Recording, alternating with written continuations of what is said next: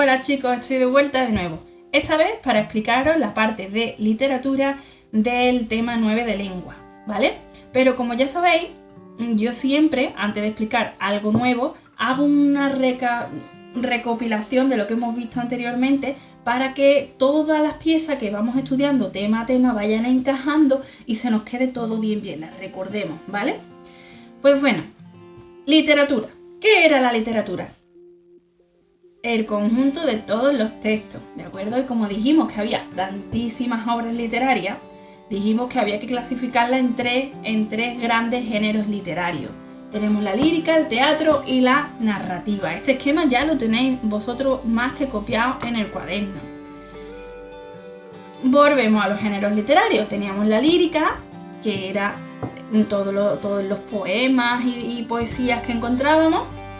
Tenemos el teatro, que es el género literario donde encuadramos todos los textos que han sido escritos para ser representados en un teatro, ¿vale? Para que tengan los actores y las actrices, tú sabes, una interpretación. Y tenemos el género literario más amplio de todo, por eso hablamos tanto de él, que es la narrativa, ¿vale? En diferentes temas hemos estado hablando sobre diferentes textos relacionados con este género literario de la narrativa. En el tema anterior vimos la leyenda, que eran unos textos que narraban sucesos posiblemente imaginarios, ¿verdad? Y era muy típico en Grecia y Roma. ¿Os acordáis que estuvimos viendo la historia de Ariadna, el Minotauro, Teseo y demás? Pues eso era la leyenda, ¿vale? Teníamos el cuento, que lleváis toda la vida escuchando cuentos. Y parecido al cuento tenemos la fábula, que era también otro relato cortito, pero esta vez interpretado por animalitos, ¿vale? No eran personajes, personas.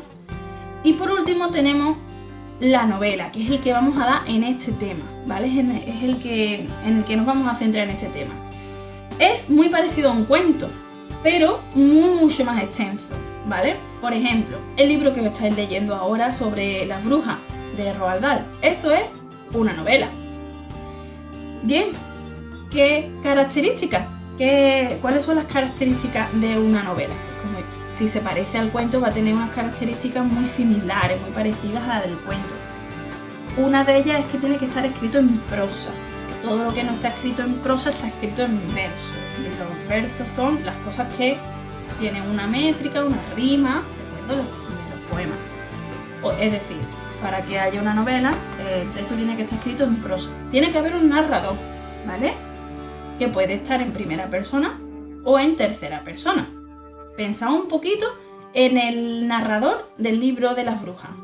A ver, y me ponéis aquí debajo en los comentarios qué tipo de narrador es. Si es primera persona porque es el mismo protagonista de la historia quien lo está contando, o si es tercera persona, si es otra persona la que está contando la historia, ¿de acuerdo? Y también obviamente pues tiene que haber unos personajes. En el caso de la novela que estáis leyendo, pues tenemos al protagonista, tenemos a la abuela, tenemos a la bruja malvada, a las demás brujas, a diferentes personajes, ¿vale? Al igual que vimos en el cuento, hay unos ciertos elementos que tienen que aparecer en las novelas. Uno de ellos es el marco narrativo. ¿Qué era el marco narrativo? A ver quién se acuerda. Tintón. Pues el marco narrativo es muy importante porque tiene que... el marco narrativo nos indica dónde y cuándo suceden los hechos. Ese es el marco narrativo. El dónde y el cuándo. Luego, tiene que haber una acción, que son los hechos que van ocurriendo en la historia, en la historieta, y unos personajes que son los protagonistas, antagonistas, personajes secundarios y demás. Bueno, hasta ahí todo bien, ¿no? Todo eso forma parte también de lo que viene siendo un cuento, pero claro, la novela es mucho más extensa, un librito más gordito, más larguito.